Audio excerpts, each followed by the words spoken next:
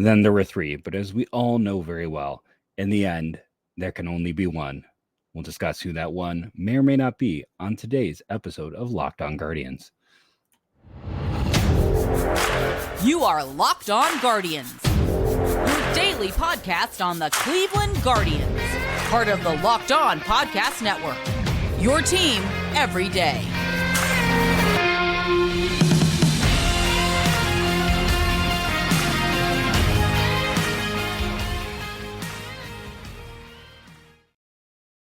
Hello, everyone, and welcome to today's show. Today's show is brought to you in part by FanDuel. Make every moment more right now. New customers get $150 in bonus bets with any winning $5 moneyline bet. That's $150 if your team wins. Visit FanDuel.com/lockedon to get started. I have another solo show today. Want to thank all of our everydayers. I've noticed we have two different mics commenting a bunch. We appreciate that. Bruce has been very active as well in the comments over on YouTube. So I want to thank all of our everydayers. And thank you for making Locked On Guardians your first listen today and every day, wherever it is that you get podcasts. As I mentioned, no Justin. We'll get into some roster ads. We'll get my Alfonso Rivas hot take. You're going to get some AFL chatter. But as we said, there can only be one, right? Well, we essentially know right now it's down to three candidates for the Cleveland Guardians managerial position. They want Craig Counsell. Everyone does. If you've read all the pieces out there, he wants to get at least $7 million. Will Cleveland give him that? That is up for debate. It certainly feels like he wants to reset the market right now. I would bet on him not being Cleveland's manager, if I'm being honest, because he wants to get the highest possible amount, then go back to Milwaukee and see if they will match it. That is very clear from the articles that if he wants to reset the market for all managers. Joe Torre 1 year made $8 million, and that was the highest amount we have seen. Managerial market's kind of gone backwards on pay over the last 10 or so years. So that's kind of where we are with this situation, where he feels like he owes it to other managers to kind of reset. He's got three teams, that are going to pay. The Brewers paid him a decent amount last year. The Mets are the Mets. All things are off, and Cleveland made Terry Francona the highest manager in baseball. So it's a smart little tour. I think all things considered, in the end, whatever Cleveland would pay, Milwaukee would pay, and he would end up taking that. And then, basically the wild card is how crazy will Steve Cohen go to lock in a manager? Will he set a new all-time high? Reading through the articles, it seems like $7 million is the golden number. I don't know if Cleveland would pay that, if I'm being honest. I don't know if they should pay that. We're a position where it's really hard to nail down exactly what the overall value is. I don't know. It's a good debate to have. That is for sure. So let's talk about the other two candidates as reported by Paul Hoynes. The other two left in the room. It's an interesting two. You got Stephen Vogt, who has been a one-year manager, longtime player, kind of in a hybrid coaching role this past year. And then you've got Carlos Mendoza with the Yankees, who is, he sounds like he's going to get a job somewhere. He is a really interesting candidate because, he's been the guy where, like, Houston, San Diego, Cleveland, talk as if the Mets don't get Counsell, that he is like their number two guy as well. What makes him so interesting is it's impossible to find any information on this dude. I reached out to Stacy over at Locked On Yankees, and she's like, I don't know if I could pick him out of a lineup. He is the Yankees version of Mike Sauerball. And what I mean by that is he came over as a minor league player, transferred over to coaching, worked his way up through the minors, all sorts of roles. He was an outfielder who was most known from, so this is what I could dig on Mendoza, most known for coaching defense, infield defense, even though he had been an outfielder. I believe was the bench coach for the World Baseball Classic. So Justin was excited about that when I passed that on. And he has a tradition of throwing 40 sunflower seeds in the air before every game to represent the 40 players on the 40-man roster and then saying a prayer. And that's about all I got. Locked On Yankees didn't have much. I spent a good hour trying to dig more on him. He's just a guy who's worked his way through the system. Venezuelan, bilingual, well thought of, getting every managerial position interview. And I would bet right now, again, talking about betting with FanDuel sponsor at the start, he's going to be a manager somewhere. If it's not in Cleveland, it'll be at the Mets. I think the Padres are going to go internal, and I still think Espada stays is the guy for Houston. But it feels like if they don't get Counsell, that Mendoza might be the guy for the Yankees. He is already the guy for the Yankees. I mean, he's their bench coach. He might be the guy for the Mets. Very well thought of. It's just interesting that, again, like people who cover the Yankees don't really know him all that super well, and there's not much on him. He is a guy that there just is not a lot. There's more on Stephen Vogt is a candidate, and that's just from his time when he was a player and learning under Craig Counsell and learning under Bob Melvin, learning under Bruce Bochy. He spent a lot of time knowing this was the track he wanted and treating those final years of his career as internships is what it felt like reading articles. Okay, so Counsell is clearly one. I know I said I don't know how I'd feel about paying him $7 million, especially if that cuts into your player budget, but I don't know how he could not be the number one guy. I just had a big discussion with my neighbor across the street about how he's hoping Counsell comes back, that he's a Milwaukee guy, and that, he just seems like this is where, they thought he'd be long-term. But he would be my number one candidate for Cleveland. And then I lean towards Vogt because I don't know Mendoza. He probably is a great candidate, bilingual, more experience. Like it's a 2A, 2B Vogt. I know more on because there's more out there. It's really hard to find more information on Mendoza. He is very much he's not an under the radar candidate because he's interviewing everywhere. He interviewed last year. He seems very well thought of across baseball. So, but it is interesting that these are the final three. The big name on the market. Like Cleveland's chasing the biggest name on the market, the biggest fish in free agency. Managerial fish, but still, hey, you don't get to say that often with the Cleveland baseball team. And then a guy who really has barely done it, and a guy who is just been tied to one organization for his entire career, and an organization that, frankly, when he was coming up, was not the best for development. That's not on him, but it is interesting that that's the guy. I do wonder, like, we just got to put out there, Cleveland, every time they sign an international, if Cleveland signs an international free agent and they're a catcher, you can bet they came from Venezuela. We know they think catchers make the best managers, so maybe they just, well, Mendoza is not a catcher, and like I said, I believe he was an outfielder coming up. Venezuelan player in his day, and again, the bench coach there, very well thought of. I think that bilinguality is a big deal anymore, and I do think that adds a lot to his resume, and I'm sure he's a great candidate in his own right. I just wish we could find more. Like I said, I contacted Stacy over at Locked On Yankees, and let me pull up her exact tweet response, which was, and so I was like, okay, let's go to the some.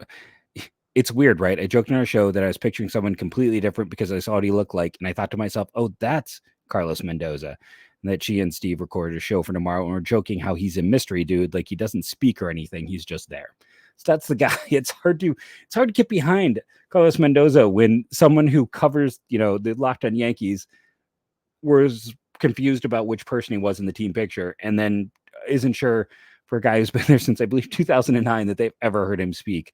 But again, must be great in interviews because he is lining up all of them. He is a legitimate candidate in multiple places.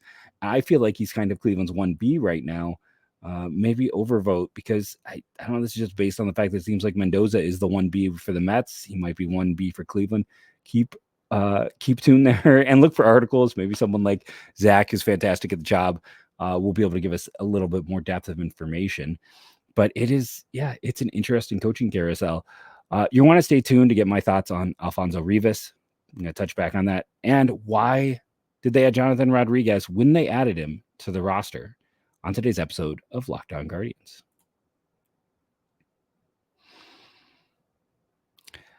First, I am going to talk about one of our fantastic sponsors, and those are our good friends over at FanDuel. Score early this NFL season with FanDuel, America's #1 sportsbook. Right now, new customers get $150 in bonus bets with any winning $5 moneyline bet. That's $150 if your team wins. If you've been thinking about joining FanDuel, there's no better time to get in the action. And I went and pulled it up beforehand. Cleveland has the 10th worst odds for next year, which is they have the 10th worst record in baseball. That's logical.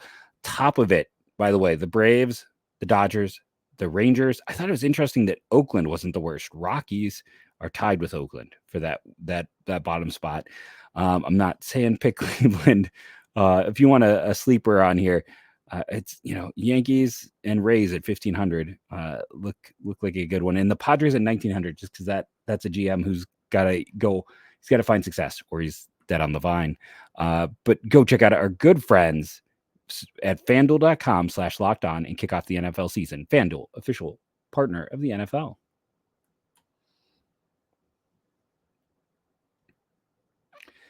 Want to remind you to check out all things sports over with our good friends at SiriusXM. Just type what you're looking for and, they'll take you there.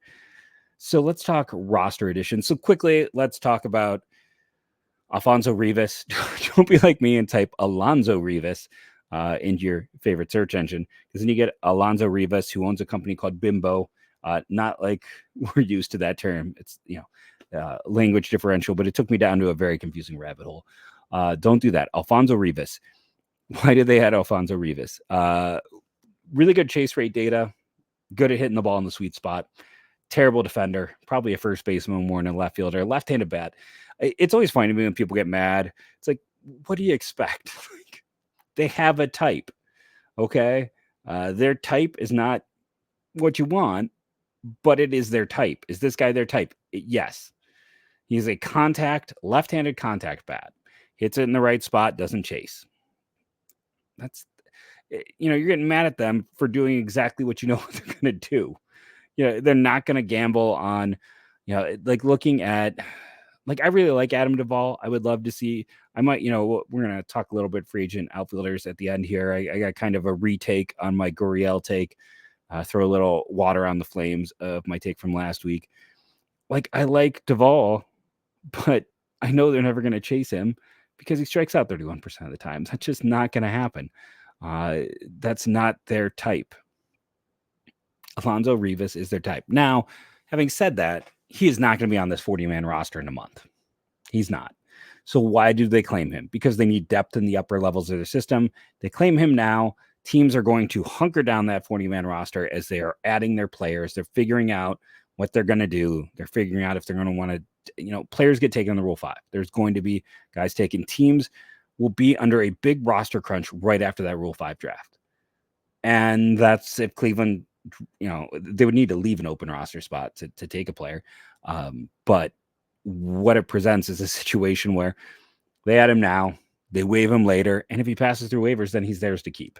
And he helps with the depth in the system. And that's what he's here for. He is just system depth.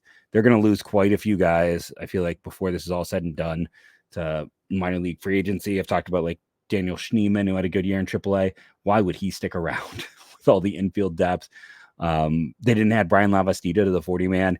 He is going to be gone. Not that, those two positions are necessarily affecting Rivas, but they don't have a lot of first basemen. John Canzino, well, just probably stick him at first and leave him there. But at points they had him playing, a lot of outfield because they also didn't have a lot of great outfield depth. So they kind of need some depth in the upper part of the system. So this is adding Alfonso Rivas is not about helping the Cleveland Guardians in 2024. It's about helping the Columbus Clippers in 2024. And again, I would be shocked if he is here come spring training on that 40-man roster. That would be shocking to me. The only way I really get ticked off about this addition is if adding him means they don't add Cade Smith and then they lose him. Because Cade Smith to me is the number 3 relief prospect in the system. A lot of teams have guys like Cade Smith. I mean, heck, Cade Smith type of guy. I don't know if I want to say he's quite. I think the guy the Tigers traded to get the year of Martinet has a little bit higher rate than Cade Smith, just because Cade Smith you have to add to the 40-man. And Halub is a guy that the Brewers don't have to add to the 40-man. He's a two-way guy who's kind of a late convergence. They have a little more time to figure that out with the Brewers. But he's similar value prospect to me. So I think if Rivas costs you Smith, then it's annoying. But otherwise, we'll see. Now, I talked about Brian Lavastida. I was kind of hoping they would keep him. He had a bad year. He rebounded well this year. This team does not have catching. Here's another good bet. They're going to take a Rule 5, minor league Rule 5 part of that draft. They're going to be active this year. And we've taken a catcher for sure because there's nothing. Prospect-wise, after Ralphie Velasquez and Cooper Engel, who they drafted this past year, maybe Logan Clark from 2022. That's it. This is not Johnny Tincher from this last year's class as well. They don't have much. So Lavastida, since they didn't add him into the 40-man, he can walk, as I recall. I believe he has hit enough years to hit free agency. So adding Jonathan Rodriquez when they did. So, we had Giolito hit free agency. Cole Calhoun hit free agency. Ranelo Lopez hit free agency. They go off your 40-man. the three spots that filled in, Jonathan Rodriquez gets one, Alfonso Rivas gets the other, and then Tanner Bybee gets added back on because you can't have a 60-day disabled list in the offseason. So they like Rodriguez enough that they were not going to mess around. Like Oscar Gonzalez, remember, they didn't add him. They're going to let him, if he chose to go, he chose to come back, which made sense because the Cleveland outfield situation is a disaster show. So, he eventually forced his hand and had that productive first year. But, as we all pointed out, like it was going to be hard to repeat that. Everything broke correctly for him. Rodriguez, I mean, he was dominant last year. There's no way around it. In the upper levels of the minors, he had all of Cleveland's minor league players in batting average, slugging, home runs, all kind of those old school stats. Now, he also struck out a lot. He didn't walk much. He definitely wasn't up there for on base, though he was a little bit up there in on base because the high average. He was a guy who probably like 30 years ago would have been like a top 5 player in the system when I was a kid, just because of the counting stats and how well he did.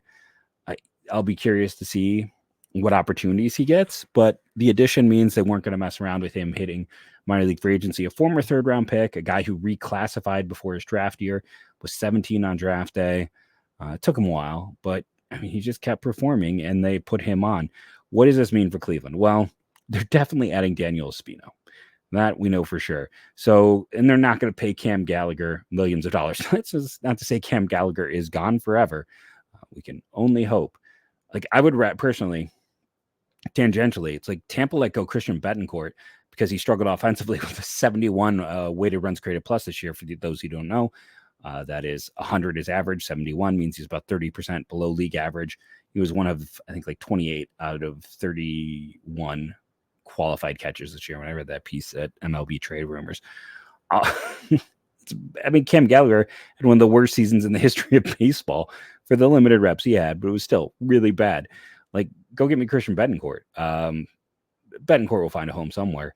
But my point is, like, Gallagher will probably get a camp invite, but he should be released in a camp invite, because if you pay him $1.3 million with the way this team operates, it's going to make me scream, because we don't have the wiggle room to give him over $1 million. So I assume Cam Gallagher out, Daniel Espino in, and the question becomes, Oscar Gonzalez, Cade Smith's who I want them to add, but Oscar Gonzalez, Karen Chalk, 99, these guys that are kind of that in-between level. Like, who do they consider?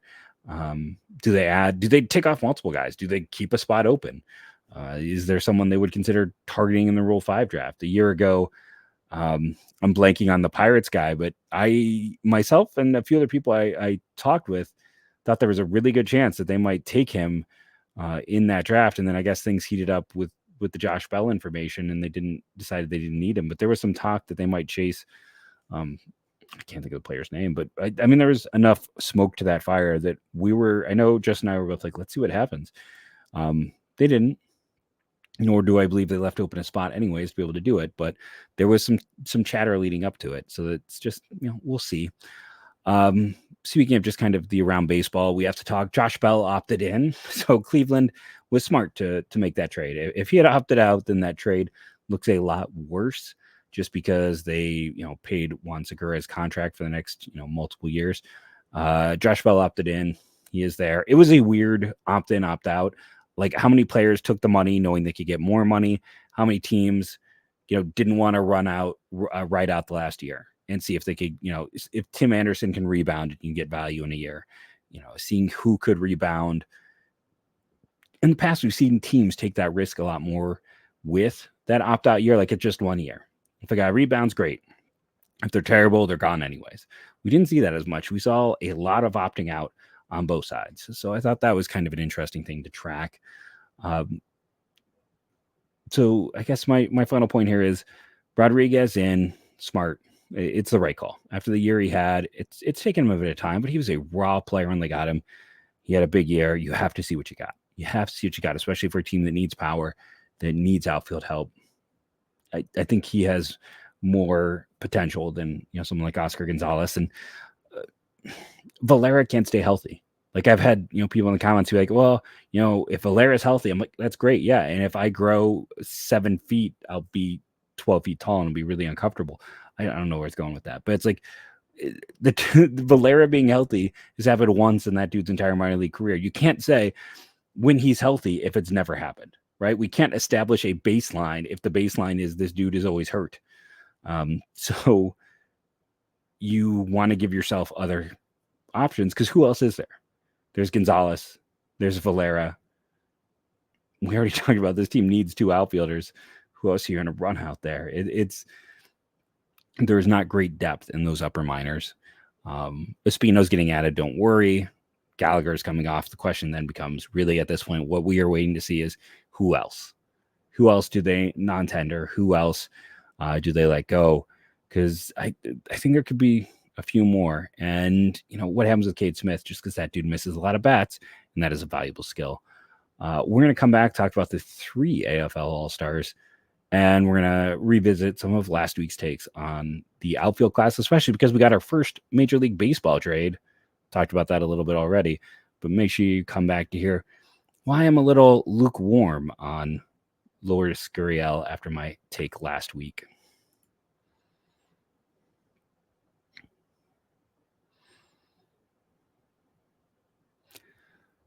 And I want to remind you to check out SiriusXM. Just type what you're looking for sports-wise. They've got you covered. So let's start with the AFL. Again, I want to point out the AFL is a hitter's league. It is 100% a hitter's league. It is a place that, Cleveland sent 1 legitimate pitching prospect. The other guys are interesting, but they're more depth types. They're not, top 30 guys. They're not guys that, they're not driving level prospects. They're not high level guys. They're not even like guys who are really in that conversation for the top 30. So what the AFL kind of becomes is a glorified hitters league. It is a lot of guys who go, and again, Jose Tena won a batting title there, and that really helped push his value up to a higher level than we have seen, for probably his entire time in the minors. Like that was the highest his valuation has really ever been, was after that year in the AFL. So why do I do all this setup? Because again, what Ryan Webb is doing, he made the AFL All-Star roster, and he has been really, really good out there. He is missing a ton of bats. Last time I looked, he was leading the AFL in strikeouts. And I think when you see a player excelling in an environment that is not meant for them to excel in, that should say something. Like that should be something that you want to pay attention to, and that should stand out to you. And I just think looking through what he has done this year, looking at the overall performance of what he has done, it just stands out because this is not a great.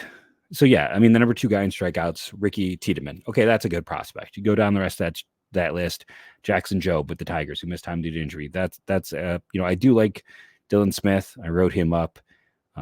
Who's a little bit further down that list. And, CJ Van Eyck was a relatively high pick as well. But listen, Webb isn't up there in ERA. It's not clean. He's a guy who was hurt, coming back from injury, and still kind of getting that command back. And you can never have enough lefties. He should be a top 30 prospect in this system. He is someone to keep your eye on. I know he was my guy a year ago. That I was like, hey, keep your eye on this guy. So I'm just staying consistent. But he was really good at Georgia. Now that Georgia program has not produce. Emerson Hancock. I mean, Seattle wishes he was as valuable as where they took him. He's a guy who was supposed to be the top overall pick in his draft class at one point in time. Cole Wilcox. That was a big piece in the Blake Snell trade. Not there right now, right? Like Derek Lilliquist is the highest drafted player ever from Georgia. Yes, that Derek Lilliquist. That's one of the big knocks there. That program has been not so good. Great at football. Baseball, they're just haven't been consistent. But the other interesting thing is, like, you go and you look at the data. Another guy I'm going to write up, Khalil Rosario, is the Twins, is tied with Kyle Manzardo for most home runs in the Cape.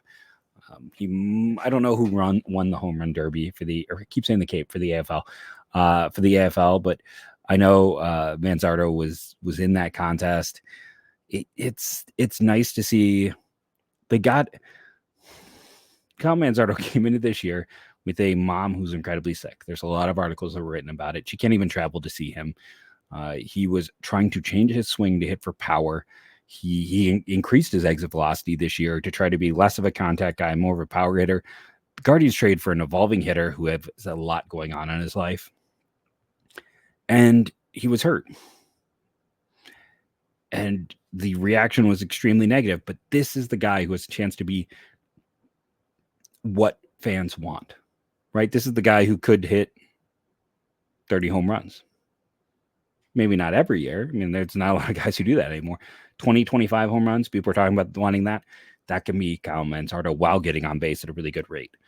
I mean, he is, again, the AFL hitter's paradise. He's 5th in slugging. I was hoping he'd also be really high in on base. He's not quite as high on the on base, but he's, 8th in OPS. He's just a really strong performer. He's 1st in homers, 2nd in doubles. Like, he's just an extra base machine right now on the Cape, and that should be really encouraging. And listen, DeLauder has had an up and down Cape. He had that stretch where he just hit a ton of home runs over a weekend. Before that, he was struggling a bit. Where he is that player who is the most interesting player to watch in Cleveland's minors for next year. Outside of maybe when Daniel Espino gets healthy, because Espino's ceiling is so high. But Espino, once he's healthy, all eyes there. But before that, seeing how DeLauder works with his swing that we talked about with Justin last week, listen to Wednesday's show, but seeing how he progresses, I was a little bit surprised DeLauder didn't steal more bases. But then again, Victor Scott only stole 10. AJ Vukovic is a shocker for me to lead the league in stolen bases. But it's really those 3 guys and the Cape. All 3 made the All-Star game. All 3 are really interesting prospects. Manzardo and DeLauder are going to be in the top 3. Webb's probably going to be in the 20s, but keep your eye on all 3. I think all of them hope to elevate their profile in the Cape. One, because he did things as a pitcher in a league that is not pitcher friendly at all. And the other 2 for just showing up, hitting the heck out of the ball. Okay, so let's go to my take last week about Lourdes Gurriel. Deeper dive on him. I do want to retcon some of my thoughts because he only had a 92 runs created plus away from home or away. Arizona is very hitter friendly. He had a 119 there. So I don't know if I want to go more than 2 years on this guy. I'd still be willing to talk about because he's a decent defender. He is very good against lefties, more mediocre against righties, which kind of stinks. Yes, it's great. This team needs more lefty killers, but you're going to face a lot more righties. It's 80% of the innings pitched are right-handed pitchers. So, like I said, the other outfielders are kind of interesting. Jason Hayward would be the other half of that platoon, right? Like we just talk about like Adam Duvall, Jason Hayward, Mark Canea. I know the Tigers just traded for him. Like, what is it with every outfielder on the market this year being 34 to 36? Lourdes Gurriel being 30 and Teoscar being 31 are like the young guys. It is an old outfield market. It is going to be, if you're Cleveland and you believe that DeLauder is going to be the answer and you already have Stephen Kwan and you're thinking, maybe you can trade for one other piece, like maybe it's great. Maybe you add someone else and who's a short-term guy. And then I know the Korean outfielder, let's just be honest, Cleveland is not getting Lee Jung-hoo. Masa Kobayashi was the last time they gave anyone a lot of money out of Japan. And that was Japan, not Korea, but any of those players from the Asian market, they're never involved in that market. And then the Korean hitters have not translated well outside of Jo Hung Kang with the Padres, and some of the pitchers haven't translated. It is a lesser league. It is a much bigger risk than when you sign someone from Japan. Great piece over on the Athletic, I do want to say, about the curse of the Colonel with the Hansen Tigers winning the Japanese league. It was a great read. I want to highly recommend that over in the Japanese, the NPPB. Hopefully I got that right. I'm going to apologize if I did not. But yeah, with this outfield market, just quick take before I run out of time. Pham is old. Ganeha isn't going to get the opt-out. You're looking at, Gurriel, who's on the younger side, and then you've got, the Haywards, the Duvalls. Teoscar had a down year. He's not a great defender. How much would he cost? Again, he's not really their type. Would they even consider him? He's Duvall with worse defense, but younger, so you can maybe get more run out of him.